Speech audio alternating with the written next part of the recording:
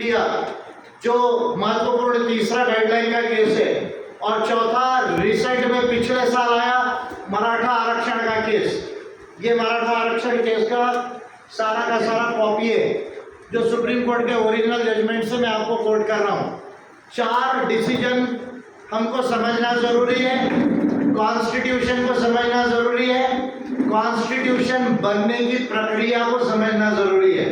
अगर ये चीज नहीं समझेंगे तो सल्यूशन आने वाला नहीं है, और सल्यूशन कैसे आएगा ये भी मैं आपको ये तमाम चीजों में बताऊंगा। दूसरा जिस पर मैं प्रकाश डालूंगा वो है 8 अगस्त को छत्तीसगढ़ गवर्नमेंट ने पेशा नियम अधिसूचित किए। ये 8 अगस्त की कॉपी है, हिंदी की कॉपी है, इंग्लिश की निकाली नहीं है ऐसा कह रहे हैं अभी। ये कॉपी पेशा रूल जो भूपेश बघेल जी की गवर्नमेंट ने, जो अब मैं बघेल जी को क्या कहूँ ये मुझे समझ में नहीं आ रहा है, क्योंकि पहले हम कहते थे कि बीजेपी के लोग गलत कर रहे हैं, बीजेपी तो गलत करती थी। तो पिछला जो चुनाव था 2018 का, उसमें बीजेपी को हराने में यूपीए का बहुत बड़ा रोल रहा है, ये आप सब जानते हैं। पर्टिकुलरली ट्राइबल सीटों के अंदर बाद में कांग्रेस की गवर्नमेंट आ गई, हम तो नहीं जीते लेकिन ये लोग जीते। लेकिन आज मैं ये कह रहा हूँ कि कांग्रेस फिर आदिवासियों के साथ छलावा कर रही है छत्तीसगढ़ के अंदर। ये ओपनली मैं आप लोगों से कह रहा हूँ, क्योंकि ये पेशा रूल्स जो बनाए हैं वो पूरी तरफ से इनइफेक्टिव रूल्स है। इसमें कहीं भी कोई इफेक्टिव पावर ग्राम सभा को नहीं दिया गया है। क्या क्या पावर्स नहीं दिए, ये कैसे जो है वो इम्प्लीमेंट हो या ना हो, इसका कोई बहुत फर्क नहीं पड़ेगा।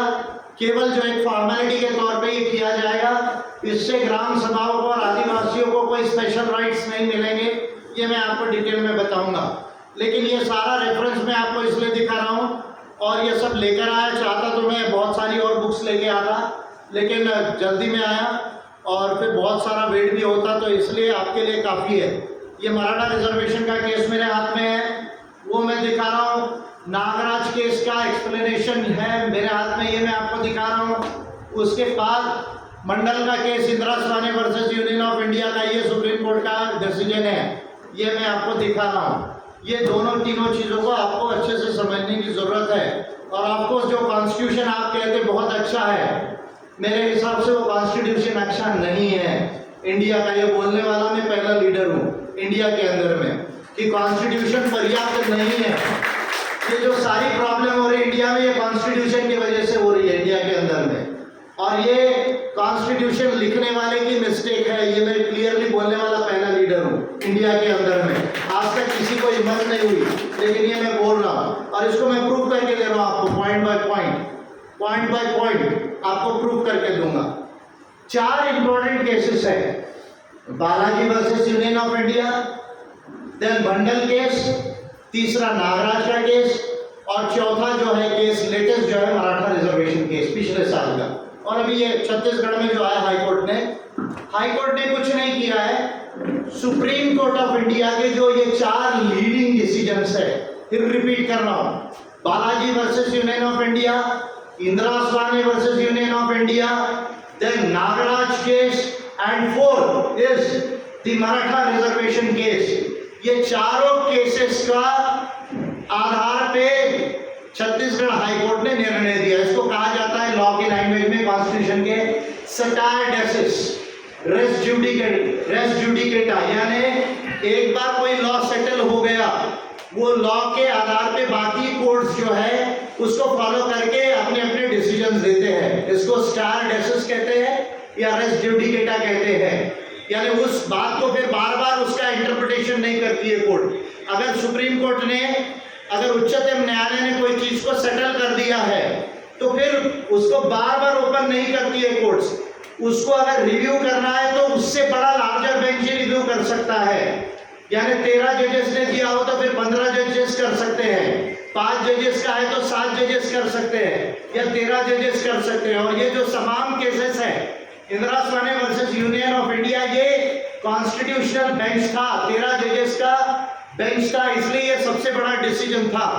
इसलिए सुप्रीम कोर्ट इसको रिव्यू करने के लिए तैयार नहीं हो रहा है। अभी क्या कहा है, ये चारों डिसीजंस के अंदर सुप्रीम कोर्ट ऑफ इंडिया ने बड़े कैटेगरिकली एक बात कही है कि आर्टिकल 16(4) अनुच्छेद 16 और उसका उप जो सेक्शन है, उप जो आर्टिकल है जिसको हम क्लॉज कहते हैं इंग्लिश में, 16(4), 335, ये दो आर्टिकल्स का बेसिक इंटरप्रिटेशन है। इसके अंदर में क्या कहा है सुप्रीम कोर्ट ऑफ इंडिया ने? सुप्रीम कोर्ट ऑफ इंडिया ने इन चारों केसेस में कहा है कि रिजर्वेशन 50% से ज्यादा नहीं हो सकता। और क्यों नहीं हो सकता? सुप्रीम कोर्ट ऑफ इंडिया ने क्लियरली इस बात को कहा है कि रिजर्वेशन 50% से ज्यादा इसलिए नहीं हो सकता, ये केवल हमारा व्यू नहीं है, क्योंकि रिजर्वेशन 50% से ज्यादा ऐसा कहीं भी कोई प्रोविजन इंडिया के कॉन्स्टिट्यूशन में नहीं है। इंडिया के कॉन्स्टिट्यूशन के कोई भी आर्टिकल में, और पर्टिकुलरली 16(4) हो या 335 हो या फिर थोड़ा सा 15(4) को देखा जाए तो, या 46 को देखा जाए, जो रिजर्वेशन से रिलेटेड आर्टिकल्स है, उसमें कहीं पर भी 50% से ज्यादा आरक्षण का प्रोविजन नहीं है। ये बात सुप्रीम कोर्ट ऑफ इंडिया ने कहा, और सुप्रीम कोर्ट ऑफ इंडिया ने ये तमाम आर्टिकल्स को साइट किया और कहा कि संविधान में ये नहीं है। और संविधान, हम ये केवल हम नहीं कह रहे, संविधान लिखने वालों का ये व्यू था कि रिजर्वेशन 50% से ज्यादा नहीं होना चाहिए, क्योंकि संविधान जब लिखा जा रहा था और जब डिबेट्स हो रही थी, जिसको कॉन्स्टिट्यूएंट असेंबली डिबेट्स कहा जाता है, तो उसमें डायरेक्टली संविधान लिखने वाले प्रमुख व्यक्ति ने इस बात को कहा कि reservation is for minority of seats. Minority of the seats का मतलब होता है मैथमेटिक्स में 50% से कम, 50% से ज्यादा होता है तो मेजॉरिटी कहा जाता है, 50% से कम होता है तो माइनॉरिटी कहा जाता है। तो संविधान लिखने वाले एक तथाकथित विद्वान व्यक्ति ने इस बात को कहा कि वे माइनॉरिटी ऑफ सीट्स के लिए आरक्षण है। और सुप्रीम कोर्ट ऑफ इंडिया ने आर्टिकल 16(4), 335, 15(4) एंड 46, ये दो माइनर है लेकिन 16(4), 335 इसके रेफरेंसेस लेकर और कॉन्स्टिट्यूएंट असेंबली डिबेट्स को लेकर क्लियर किया है कि भाई आरक्षण संविधान में 50% से ज्यादा नहीं हो सकता। इसलिए अगर 50% से ज्यादा आरक्षण होता है तो ये समानता का वायलेशन होता है। ये बात क्लियर ढंग से जो है वो सुप्रीम कोर्ट ऑफ इंडिया ने कही है। अब लेकिन तमिलनाडु में 69% लगभग रिजर्वेशन है, आंध्र में 50% से ज्यादा है, कर्नाटक भी ज्यादा कर रहा है, कई राज्यों में 50 से थोड़ा ज्यादा है, ऐसा नहीं है कि नहीं है। तो इसमें सुप्रीम कोर्ट ऑफ इंडिया की मंडल केस के धारा 830 के अंदर में स्वयं सुप्रीम कोर्ट ने कहा कि भाई ये तो संविधान का रूल है, लेकिन इसमें कुछ रिलैक्सेशन परमिटेड है। लेकिन वो रिलैक्सेशन परमिटेड होने के लिए आपको कुछ क्राइटेरिया मीट आउट करना होगा। क्या करना होगा? क्राइटेरिया मीट आउट करना होगा। यानी अगर आपको 50% से ज्यादा आरक्षण बनाना है तो आपको कुछ क्राइटेरिया, एक्स्ट्राऑर्डिनरी सर्कमस्टेंसेस में कुछ क्राइटेरिया को मीट आउट करना होगा। क्या वो क्राइटेरिया है जिसको आपको मीट आउट करना होगा? ये सुप्रीम कोर्ट ऑफ इंडिया ने ले डाउन किया, जिसका मेजर केस नागराज का केस है। क्या केस है? क्या कहा? एक, इन बातों को अच्छे से समझिए कि आरक्षण प्रोपोर्शनल नहीं है, प्रोपोर्शनल नहीं है, रीजनेबल है, एडिक्वेट है, इंग्लिश के वर्ड्स है।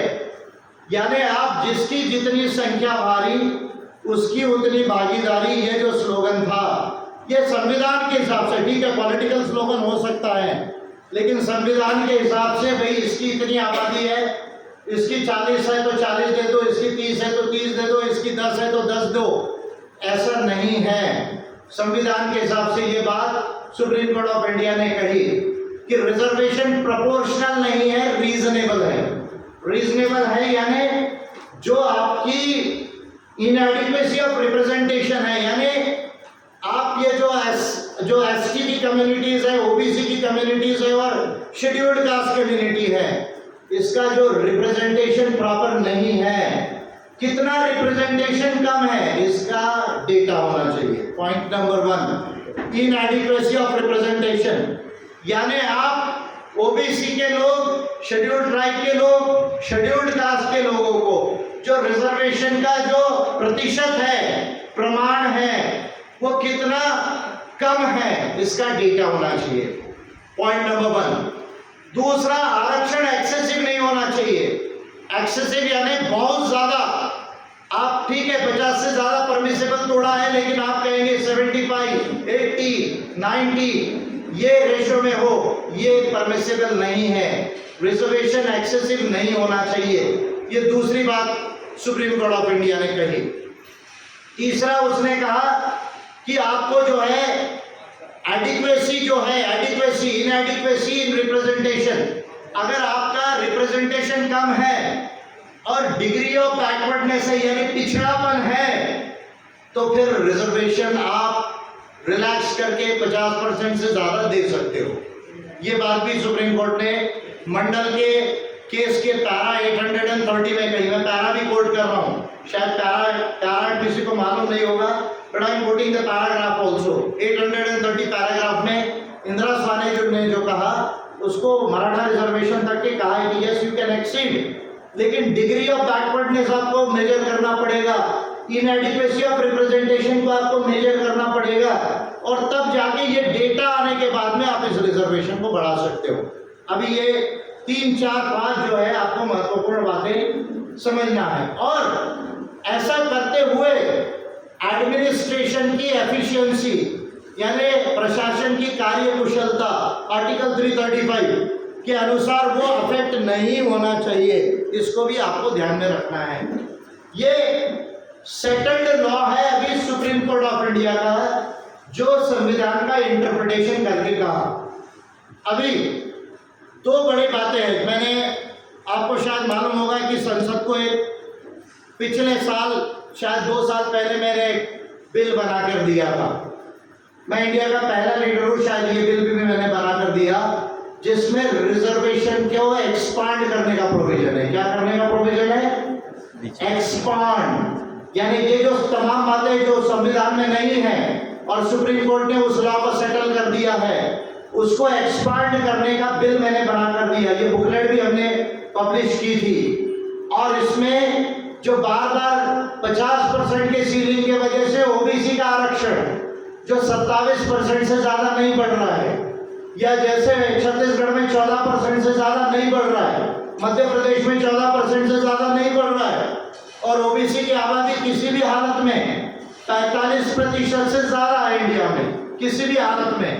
अभी ओबीसी की जनगणना ये बीजेपी की गवर्नमेंट नहीं कर रही है, जबकि करना चाहिए, उसमें कहीं कोई दिक्कत नहीं है, लेकिन बीजेपी की सरकार जानबूझ के ओबीसी की जनगणना इसलिए नहीं कर रही है क्योंकि ओबीसी की यदि जनगणना हो जाएगी और ओबीसी का डेटा आ जाएगा तो ओबीसी का पॉपुलेशन भी पता चलेगा और ओबीसी का बैकवर्डनेस कितना है, पिछड़ापन कितना है, ये भी पता चल जाएगा।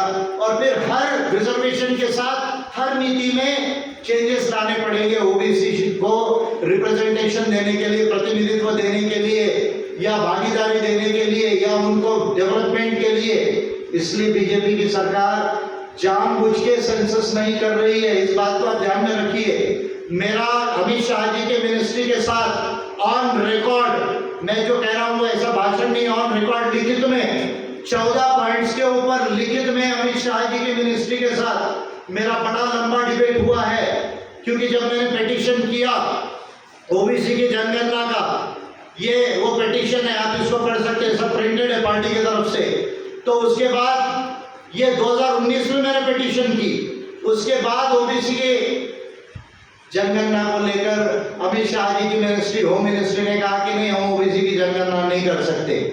ये आज नहीं कह रही है, 1920 में मुझे रिप्लाई दिया, और उसको क्यों नहीं कर सकते करके 14 पॉइंट दिए, और उन 14 पॉइंट को पॉइंट बाय पॉइंट मैंने लिखित में बताया कि आपका व्यू कैसे गलत है।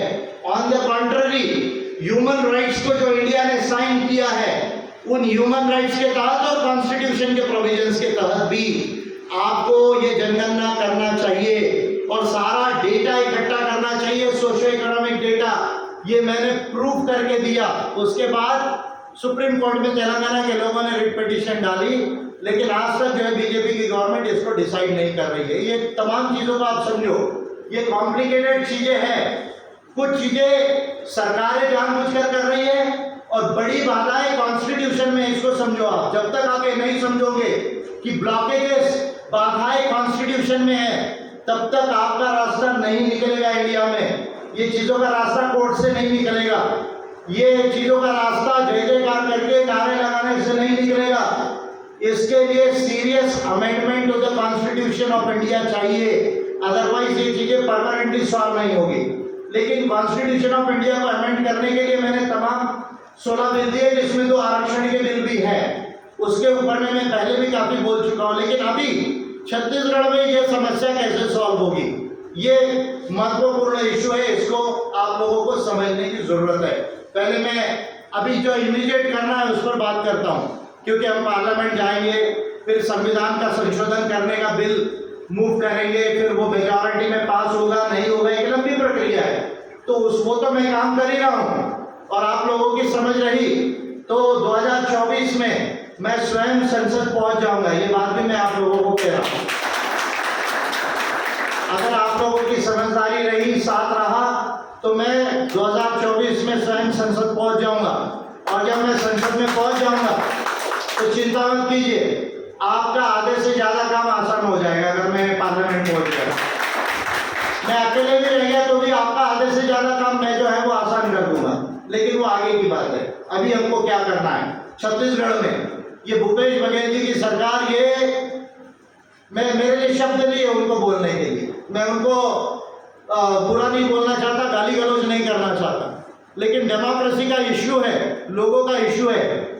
या तो भूपेश बघेल जी को इन चीजों की समझ नहीं है, मैं आज क्लियर कह रहा हूं, या तो ये चीफ मिनिस्टर की पढ़ाई कम है, अक्ल कम है, ये बात मैं आज कह रहा हूं आप लोगों को, और या तो ये चीफ मिनिस्टर कांग्रेस की सरकार जानबूझ के ये काम कर रही। 2 ही कारण है। मैं आज भी रिपीट कर रहा हूं इस बात को, मैं उनको गाली नहीं दूंगा, कभी भला बुरा नहीं कहूंगा, लेकिन 2 महत्वपूर्ण बात कह रहा हूं। या तो ये चीफ मिनिस्टर को बिल्कुल पढ़ाई नहीं है, नॉलेज नहीं है, he is not having even the minimum understanding of human rights, constitution and law। ये बात मैं बड़े प्रखरता से आज कह रहा हूं। या तो कांग्रेस गवर्नमेंट जानबूझकर इस तरह के काम कर रही है ताकि ट्राइबल्स की प्रॉब्लम बढ़ जाए, ओबीसी की प्रॉब्लम जो है वहां ही रहे, और शेड्यूल्ड कास्ट तो खुद ही प्रॉब्लम में बेचारे, वो क्या करेंगे वो तो समझ में नहीं आता शेड्यूल्ड कास्ट के लोगों का। क्योंकि ये छत्तीसगढ़ की भी जो समस्या है, इसकी भी शुरुआत शेड्यूल्ड कास्ट लोग ही गए हाईकोर्ट में, पिटीशन पे पिटीशन डाला, पिटीशन पे पिटीशन डाला, और आधे से ज्यादा पिटीशन उन्हीं की है इसमें। बाद में जनरल वालों ने पिटीशन डाली है इस पे। आपको अगर 2012 से देखेंगे तो शेड्यूल्ड कास्ट के लोग पिटीशन पे पिटीशन डालते गए बगैर सुप्रीम कोर्ट के डिसीजन को पढ़े कि भाई ये करो, और उसका ये रिजल्ट आया है। खैर वो पिटीशन नहीं डालते तो कोई और डालता, आज नहीं आता तो कल यही रिजल्ट आता, क्योंकि ये सुप्रीम कोर्ट का सेटल्ड लॉ है, कॉन्स्टिट्यूशन की बाधाएं है, इसको आपको समझना होगा। तो अभी क्या करना है इसको समझिए आप। पहले मैं ये पॉइंट को क्लियर करता हूँ, उसके बाद मैं पेशा नियमों के ऊपर में बात करूंगा, उसके बाद छत्तीसगढ़ में पेशा का रूल्स में कैसी गड़बड़ी की है इसके ऊपर में मैं बात करूंगा। अब पहली बात, इसमें हाई कोर्ट और सुप्रीम कोर्ट में समय जाया नहीं करना चाहिए। मैं आपको एक बात क्लियर कह रहा हूं, हाई कोर्ट और सुप्रीम कोर्ट में समय जाया नहीं करना चाहिए। छत्तीसगढ़ के लोग जो इसका सलूशन लाना चाहते हैं, उन लोगों को मैं ये स्पष्ट रूप से कह रहा हूं कि don't waste your time in curative petitions और review petitions with the High Court or an appeal in the Supreme Court of India. Of course, that is your right. You can approach to the Supreme Court of India, but that is not going to solve the problem. आपका अधिकार, आप चाहे तो supreme court जा सकते हैं, आप review petition high court में कर सकते हैं, लेकिन इसका समाधान उससे नहीं निकलेगा, क्योंकि बालाजी से लेकर मराठा रिजर्वेशन केस तक 4 लीडिंग केसेस है, और उसके अलावा कम से कम 18-20 दूसरी केसेस है जिसमें कई पॉइंट्स पर सुप्रीम कोर्ट बार बार इस बात को कह चुका है और ये सेटल्ड लॉ है।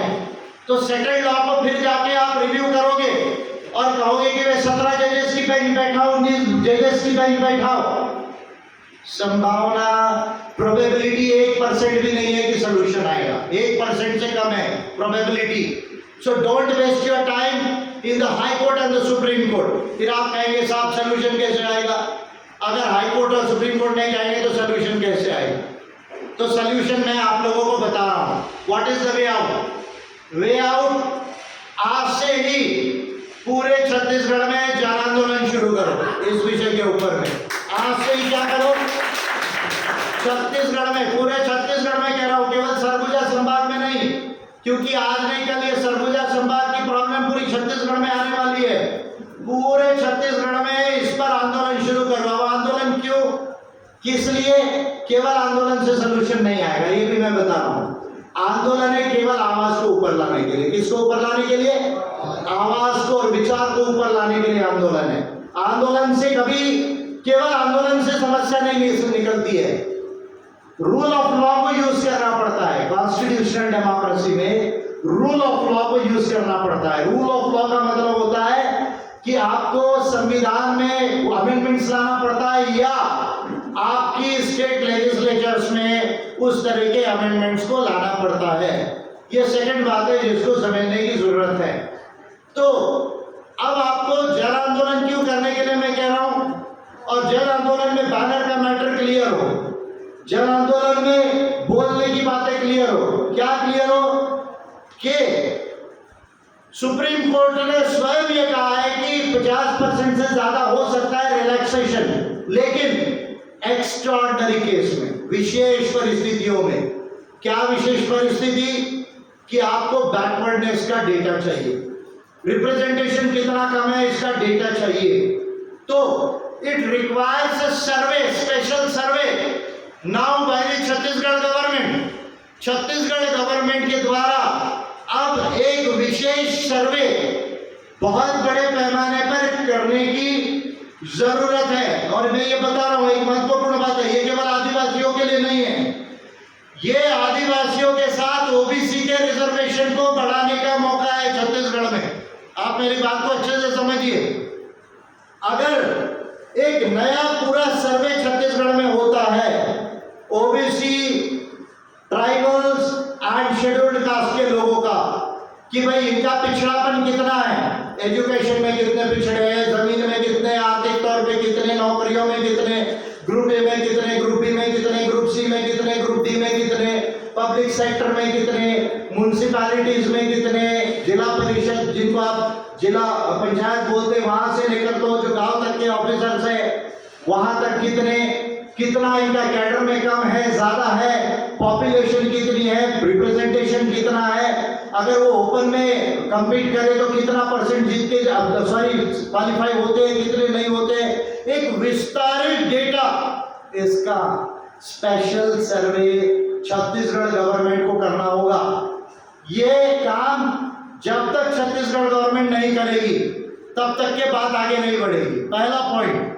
दूसरा पॉइंट, जब ये सर्वे हो जाएगा और सर्वे का डेटा आएगा, और डेटा भी मेजरेबल डेटा चाहिए। सुप्रीम कोर्ट ने कहा है कि डेटा शुड बी मेजरेबल, हमको गिनते आना चाहिए, हमको वेरीफाई करते आना चाहिए, क्वांटिफाई करते आना चाहिए कि यस 100 में इतना प्रतिशत है, इसमें इतना प्रतिशत पीछे, इतना प्रतिशत आगे है, ऐसा मेजर करते आना चाहिए। क्वांटिफाइबल डेटा होना चाहिए, मेजर करते आना चाहिए। कोई भी आंकड़ा मोटा मोटा उठाकर देने से बात बनने वाली नहीं है। प्रॉपर स्टैटिस्टिकल डेटा होना चाहिए। कौन सा डेटा होना चाहिए? स्टैटिस्टिकल। कौन सा डेटा? स्टैटिस्टिकल डेटा होना चाहिए, जिसका मीन, मीडियन, मोड निकल सके, स्टैंडर्ड डिविएशन निकल सके। ये जो वेरीफाइबल डेटा है, वो वेरीफाइबल डेटा अगर होता है तो फिर आपका 1994 का जो आरक्षण का एक्ट है छत्तीसगढ़ का, उसमें गवर्नमेंट को अमेंड करना पड़ेगा और उसको फिर नोटिफाई करके फिर रिजर्वेशन को ठीक करना पड़ेगा। मेरे हिसाब से मोटा मोटा 70% रिजर्वेशन छत्तीसगढ़ में हो सकता है, मोटा मोटा। मैं पूरे स्टेट के लिए कह रहा हूँ, डिवीजन के लिए फिर बाइफर्केशन होगा। मोटा मोटा 70% हो सकता है, मैं आपको मोटा मोटा बता रहा हूँ। और 32 है तो कृपा करके केवल 32 ही होना चाहिए, ये मत बोलो, कृपा करके मत बोलो, क्योंकि प्रोपोर्शनल नहीं है। 1-2% कम भी हो तो उसमें माइंड मत करो, नहीं तो 20% हो गया है, समझ रहे आप इस बात को। तो 1-2% कम भी हो तो चलेगा। मोटा मोटा छत्तीसगढ़ में ट्राइब का रिजर्वेशन 30% हो सकता है, मोटा मोटा ओबीसी का रिजर्वेशन 30% हो सकता है, 32 तक भी हो सकता है। मोटा मोटा शेड्यूल्ड कास्ट की जनसंख्या 11.5%, लगभग 12% है। मोटा मोटा शेड्यूल्ड कास्ट का रिजर्वेशन भी 11% हो सकता है। मैं मोटा मोटा आपको बता रहा हूँ, फिर डेटा आएगा सर्वे के आधार पर, तो फिर 1% इधर उधर 1-2% हो सकता है, बट ये चांस है। फिर रिपीट कर रहा हूँ, मोटे तौर पे ट्राइबल्स का रिजर्वेशन 28 से 30% हो सकता है, ओबीसी का रिजर्वेशन 30 से 32% हो सकता है, शेड्यूल्ड कास्ट का रिजर्वेशन मोटे मोटे तौर पर 11% के आसपास हो सकता है। अगर डेटा को क्वांटिफाई किया जाए तो yes it is possible in Chhattisgarh, और छत्तीसगढ़ में 70% से ज्यादा आरक्षण हो सकता है। लेकिन बघेल गवर्नमेंट को डिटेल सर्वे करना होगा। अगर बघेल गवर्नमेंट डिटेल सर्वे नहीं करती है, मेजरेबल और क्वांटिफाइबल डेटा इकट्ठा नहीं करती है, तो फिर ये काम नहीं होगा। इस बात को, पहली बात को आप समझिए। दूसरी बात, 1994 का जो रिजर्वेशन का एक्ट है SC ST OBC का, उसको अमेंड करना पड़ेगा। तीसरी बात, इसको 9 शेड्यूल में डालने के लिए सेंट्रल गवर्नमेंट को रेफर करना पड़ेगा। आखिरी पॉइंट बोल रहा हूँ, 9 शेड्यूल में इसको डालने के लिए सेंट्रल गवर्नमेंट को रेफर करना होगा। फिर रिपीट कर रहा हूँ, पहला स्टेप डेटा के लिए सर्वे होना चाहिए, पॉइंट नंबर 1। पॉइंट नंबर 2, मोटा मोटा ओबीसी का 30 से 32, ट्राइब का 28 से 30, शेड्यूल्ड कास्ट का 11, फिर आधा 1% इधर उधर डेटा आने के बाद 94 के एक्ट को अमेंड करना पड़ेगा, और उसके बाद अमेंडेड एक्ट को जो है वो 9 शेड्यूल में डालने के लिए सेंट्रल गवर्नमेंट को रेफर करना होगा।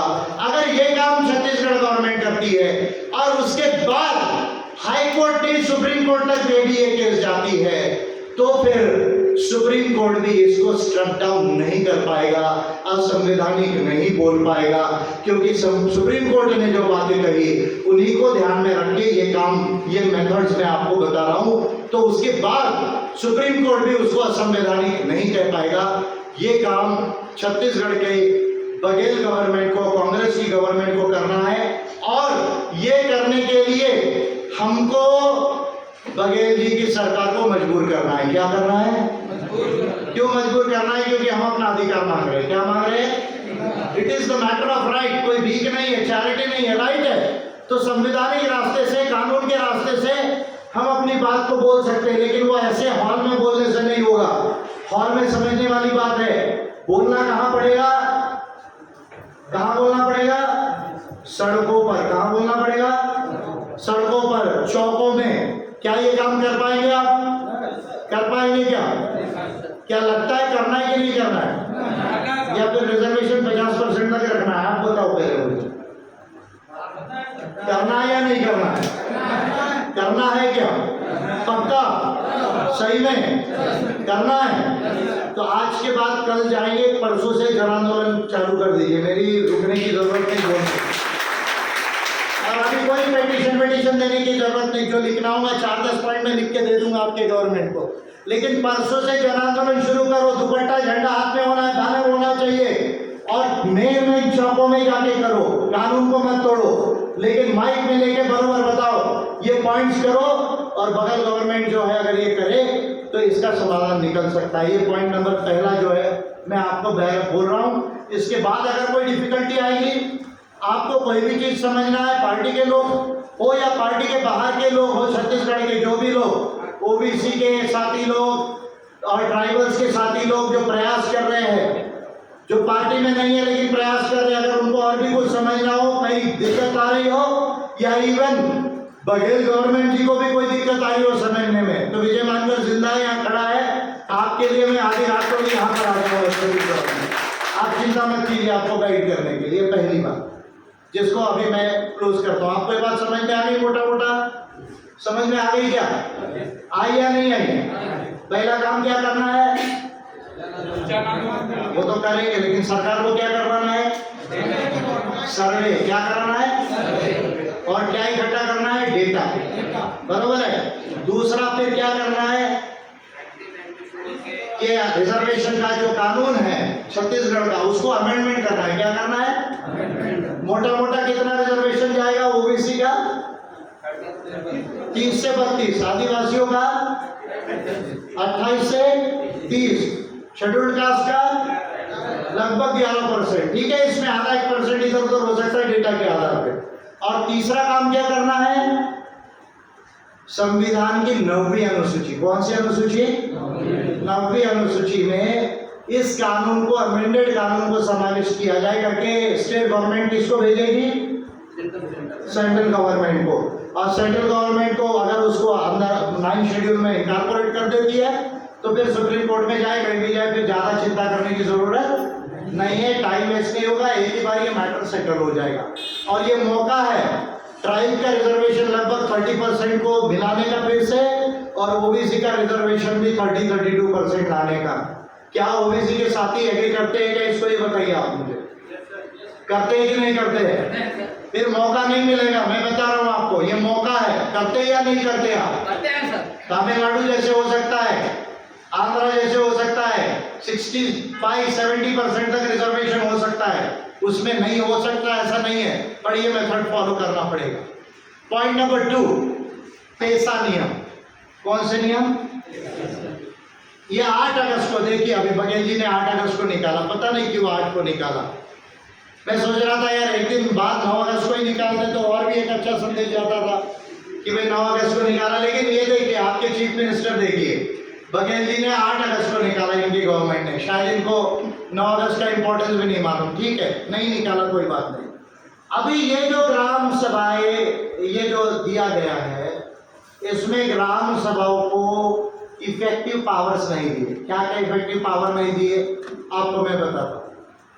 ग्राम सभा के अध्यक्ष को अकाउंट पे साइन करने का पावर नहीं है इसमें। पॉइंट नंबर 1, यानी जो इसका अकाउंट बनेगा ग्राम सभा का, इसको साइन कौन करेगा? ग्राम सेवक, आपका जो ऑफिसर होता है ना गांव का, सचिव, ग्राम सचिव, और आपका सरपंच, ये 2 लोगों को साइनिंग अधिकार दिया है। ग्राम सभा के अध्यक्ष को साइनिंग अधिकार नहीं दिया। फिर ग्राम सभा के अध्यक्ष को केवल 1 साल के लिए चुनने का प्रावधान है इसमें, यानी जब तक बेचारा वो सीखेगा उसका टर्म खत्म हो जाएगा, फिर दूसरा आएगा, जब तक वो सीखेगा टर्म खत्म हो जाएगा, फिर तीसरा आएगा, वो सीखेगा, फिर टर्म खत्म हो जाएगा। एक टर्म बदलते रहेगा। और अध्यक्ष जो है वो सीख नहीं पाएंगे तब तक नया अध्यक्ष आएगा। दूसरी सीरियस बात। तीसरी सीरियस बात, इसमें एक सीरियस बात बता रहा हूं, ग्राम सभा के प्रस्ताव, रिकमेंडेशंस, ये माने ही जाने चाहिए, मैंडेटरी है, ऐसा ये कानून नहीं कहता है। यानी ग्राम सभा सुझाव देगी, लेकिन वो सुझाव मानना सरकार पर या अधिकारियों पर बाध्य नहीं है। वो चाहे तो इसको मानेंगे, चाहे तो नहीं मानेंगे। देखिए कानून बना रहे आपकी कांग्रेस गवर्नमेंट। अब बघेल जी को अकल है कि आप देखिए, मैं उनका अकल ही निकाल रहा हूँ पढ़ाई के लिहाज से, बाकी कोई लिहाज से नहीं बोल रहा हूँ, उनकी पढ़ाई के लिहाज से बोल रहा हूँ। और सीरियस बात बता रहा हूँ आपको, ग्राम सभा के खिलाफ कोई भी व्यक्ति अपील में जा सकता है, एसडीएम के पास जा सकता है, कलेक्टर तक जा सकता है। लेकिन ग्राम सभा के निर्णयों का अगर इम्प्लीमेंटेशन ना हो, क्रियान्वयन नहीं हो, तो स्वयं ग्राम सभा कहां अपील में जाएगी, इसका प्रोविजन ही नहीं। आप मजे की बात देखिए, यदि ग्राम सभा की बात अगर किसी का एक भी व्यक्ति को मान्य नहीं, तो पहले वो ग्राम सभा को बोलेगी, ग्राम सभा अपने निर्णय को चेंज कर सकती है। पर यदि ग्राम सभा अपने निर्णय को चेंज नहीं करती है, और तो वो जो है एसडीएम को जा सकता है, कलेक्टर जा सकता है। लेकिन अगर एसडीएम ने या कलेक्टर ने ग्राम सभा के निर्णयों को नहीं माना, तो अपने ही निर्णयों को मनवाने के लिए ग्राम सभा कलेक्टर या डिविजनल कमिश्नर के पास या कोई ट्रिब्यूनल के पास या कोर्ट में जाने का कहीं भी कोई प्रावधान इस नियम में नहीं है। 8 अगस्त का नियम है 2022 का पैसा नियम। आप देखिए बघेल जी को कितना समझ रहा है। फिर और बात आपको बता रहा हूं, इसमें आदिवासियों को यदि जंगलों से निकाला जाता है, क्योंकि ये शेड्यूल्ड एरिया का है तो आदिवासी को इफेक्ट करेगा ज्यादा। आदिवासी के साथ थोड़ा थोड़ा ओबीसी है, थोड़ा थोड़ा शेड्यूल्ड कास्ट है, तो 1-2 लोग रहते हैं तो उनको भी इफेक्ट करेगा, लेकिन मेनली किसको इफेक्ट करेगा? आदिवासियों। अब मजे की बात देखिए, अगर आदिवासियों की अगर वो बाहर निकाला जाता है उनकी जमीनों से, तो ये कहा गया है कि भाई उनको जमीन के एवज में जमीन दो, सिंचाई वाली जमीन दो, ये लिखा गया है। लेकिन उसके अलावा अगर मान लीजिए वो जमीन फिर भी उस लायक ना हो, उसका विस्थापन ऐसे जगह हो जहां से उसकी इकोनॉमिक कंडीशन अफेक्ट हो रही हो, तो कॉम्पनसेशन की बात भी की गई है इस कानून के अंदर में। लेकिन कितना कॉम्पनसेशन? केवल मैक्सिमम 15 लाख रुपया। ध्यान दीजिए, मैक्सिमम बोल रहा हूं, अधिक से अधिक कितना? 15 लाख। अधिक से अधिक 50,000 रुपया 1 साल का, 30 साल का कैलकुलेशन, 15 लाख रुपया, यानी जमीन के एवज में जमीन देगी। जमीन अगर उतनी अच्छी नहीं है, आपका लॉस हो रहा है, तो आपको कंपनसेशन अधिक से अधिक केवल 30 लाख रुपया देगी, उससे ज्यादा नहीं देगी। उस प्रोजेक्ट में नौकरी मिलना चाहिए, ये कहीं पर भी इस कानून में नहीं लिखा है। जिस प्रोजेक्ट के लिए आदिवासियों को हटाया जाएगा वो प्रोजेक्ट में नौकरी मिलना मैंडेटरी है, कहीं नहीं लिखा गया है। मार्केट वैल्यू से उसका कॉम्पनसेशन मिलना चाहिए 1 करोड़ 2 करोड़, ऐसा कहीं पर भी लिखा नहीं है। नौकरी मिलना चाहिए कहीं नहीं लिखा है। और सबसे बड़ी बात जो मैं कहते आया वो लिख के दी आपके गवर्नर को, आपकी गवर्नर मैडम को 26 जनवरी 2021 को मैंने छत्तीसगढ़ में मॉडर्न पैसा नियम कैसे बने इस पर विस्तार से पिटीशन राइटिंग में दी, और अभी राष्ट्रपति मैडम को भी दिया है 9 अगस्त को। ये पिटीशन में दे रहा हूं आप लोगों को, जो है अभी धीरे से दे देना मेरे स्पीच के इसमें से। अब मजे की बात देखिए आप, जो बात मैं कह रहा हूं बार बार 2007 से, और मैंने लिख के दिया कि ये कैसे किया जा सकता है। डीएमएफ बना दिया, डिस्ट्रिक्ट मिनरल फाउंडेशन का पैसा, कि भाई आप उनको दे दो ना, आपस में बांट लेंगे, आप एक एक करके मत दो, आप दे दो आपस में बांट लेंगे वो एक एक लाइन में। डिस्ट्रिक्ट मिनरल फाउंडेशन का प्रोविजन है, पर वो डिस्ट्रिक्ट मिनरल फाउंडेशन में ग्राम सभा को रिकमेंडेशन देने का कोई भी राइट नहीं है। ग्राम सभा को रिकमेंडेशन देने का कोई भी राइट नहीं है, उसके अंदर कोई भी राइट नहीं है। तो डिस्ट्रिक्ट मिनरल फाउंडेशन जो है उसका पैसा, मैंने ये बात कही थी कि 5वीं अनुसूची में अगर गवर्नर एक नोटिफिकेशन निकाले तो वो नोटिफिकेशन के हिसाब से आप डिस्ट्रिक्ट मिनरल फाउंडेशन का पैसा डायरेक्टली आदिवासियों के परिवारों को दे सकते हैं। आज भी जो मैं अमेंडमेंट की बात कर रहा हूँ वो आगे की बात है। जो मैंने जो बिल्स दिए, 2 बिल जो दिए, उसका ऑलरेडी बुकलेट दिया था, वो थोड़ा आगे की बात है। लेकिन मैंने ये कहा कि भाई अगर आपको आज भी अगर आदिवासियों के परिवारों को डायरेक्ट माइनिंग का पैसा देना है तो आप डीएमएफ के रूल्स को अमेंड कर दो, mines and mineral development and regulation act 1957 के लॉ को अमेंड कर दो। By the ordinance of the governor, governor एक ऑर्डिनेंस नोटिफिकेशन निकालेगा 5वीं अनुसूची के अंदर, पैरा 5 के अंतर्गत, और इट इज पॉसिबल, ये संभव है। लेकिन छत्तीसगढ़ की गवर्नमेंट ने वो करना तो दूर, लेकिन मिनरल्स में राइट इस पैसा नियम में नहीं दिए हैं। उसके बाद छोटी छोटी बातें, अगर आदिवासियों के अनुसूचित क्षेत्रों में हम देख रहे घुसपैठ हो रहा है, सांस्कृतिक तौर पे घुसपैठ हो रहा है, उनको निकालने के लिए वहां से क्या प्रोविजन होंगे, कैसा इफेक्टिव एक्शन होगा, ये चीजें भी इसके अंदर नहीं है। यानी कुल मिला के मैं ये कहूँ कि जो पैसा लॉ भी बना है 1996 का, उसको भी ये रूल इफेक्टिव इंप्लीमेंट नहीं करते। और जो यूनाइटेड नेशंस कह रहा है ILO Convention 169 and United Nations Declaration of Rights of Indigenous People 2007 जो कह रहा है उसको जो है ये पेसा रूल्स जो है वो इफेक्टिव उसका प्रोविजन नहीं करते।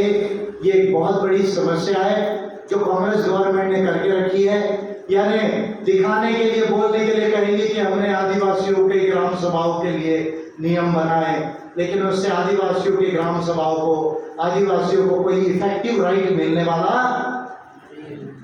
है या मिलने वाला नहीं है या नहीं है? तो फिर क्या किया जाए बताइए। अभी छत्तीसगढ़ में एक तो मैंने बता दिया आपको, अब क्या किया जाए बताइए आप। ये आपकी गवर्नमेंट ऐसा करती है बार बार, आप लोगों को ऐसा समझती है कि इनको कुछ समझता ही नहीं है, ये लोग कुछ कर ही नहीं सकते, इनको कुछ आता ही नहीं है, ऐसा गवर्नमेंट सोचती है।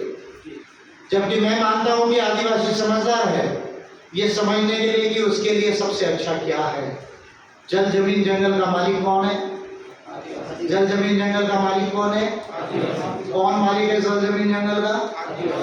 फिर ये मिनरल राइट किसको होना चाहिए? क्या भाई आप 10-15% भी नहीं दे सकते? क्या दिक्कत है देने में आपको? आपके मार्केट वैल्यू से 1 करोड़ 2 करोड़ नहीं दे सकते क्या? उनको क्यों नहीं देना चाहते? क्या दिक्कत है आपको? क्यों ये गवर्नमेंट ऐसा कर रही है बार बार? क्या करना चाहती है गवर्नमेंट? बघेल जी की गवर्नमेंट, कांग्रेस की सरकार। मैं राहुल गांधी जी को सवाल पूछता हूँ, आज यहाँ भारत जोड़ो यात्रा निकाल रहे हैं और उनकी सरकार ही ऐसा काम कर रही है, अरे कम से कम अकल जोड़ो अभियान चलाना चाहिए राहुल गांधी। कौन सा अभियान चलाना चाहिए? अकल जोड़ो अभियान चलाना चाहिए। राहुल गांधी को भी कम अकल है, उसको उनको भी कम समझ में आता है पढ़ाई लिखाई में। उनकी गवर्नमेंट, उनके सीएम ऐसा काम कर रही है। तो अब मैं आप लोगों को 2018 से बता रहा हूँ, आप लोगों को ये समझ में आ रहा है या नहीं है आप मुझे बताइए। जब तक यहाँ पर एपीआई की सरकार नहीं बनेगी, जब तक यहाँ आदिवासियों के नेतृत्व में सारे छत्तीसगढ़ के जनता की सरकार नहीं बनेगी, पर किसके नेतृत्व में? किसके नेतृत्व में? जब तक ये काम नहीं होगा और जब तक ये सारा जो मैंने अभी पिटीशन भी दिया अभी 9 अगस्त का, और पूरी कॉस्मो ह्यूमनिज्म की नीतियां मैंने लिखित में दी है, पढ़ाई है, बता रहा हूं, जब तक ये काम नहीं होगा तब तक के छत्तीसगढ़ में ये लोग ऐसा करते रहेंगे, तब तक छत्तीसगढ़ में ये लोग ऐसा करते रहेंगे। तो अब आप मुझे बताइए कि 2023 का चुनाव 1 साल बाद आने वाला है, ये चुनाव में हमको गवर्नमेंट बनाने तक जाना चाहिए या नहीं जाना चाहिए? जाना चाहिए या नहीं जाना चाहिए? पक्का आप करना चाहते हैं इस काम को? तो आपकी 90 एमएलए की सीट है, आपकी 11 लोकसभा की सीटें, और मुझे लगता है कितने 27 या 28 जिले हो गए अभी आपको। कितने जिले हो गए? 32। अच्छा ज़्यादा हो गए हैं। अभी ये बन गया कवर्धा, ये अपना क्या नया बना? भी ये बना ना आपका क्या अभी कौन सा बना? ये बनाना पड़ेगा शक्ति, और ये मोला मानपुर भी बन गया, शक्ति भी बन गया, और ये खाना कौन सा कवर्धा के पहले लगता है? खैरागढ़, वो भी बना। अच्छा ठीक है, 32 हो गए। तो 32 डिस्ट्रिक्ट है, 11 पार्लियामेंट है, 90 एमएलए। इसमें पार्टी ऑर्गेनाइजेशन को बनाना है। क्या करना है? कौन से पार्टी ऑर्गेनाइजेशन बनाना है? और मुझे 90 लोग इलेक्शन लड़ने वाले चाहिए और 11 लोग पार्लियामेंट का चुनाव लड़ने वाले चाहिए। सेक्टर और बूथ कमेटी कंप्लीट चाहिए। बूथ कमेटी में जीतने वाले सीटों में 100 लोग चाहिए। बहुत टफ फाइट वालों में 50 लोग चाहिए। ये काम आपको करना होगा। अगर आप ये नहीं करेंगे तो मैं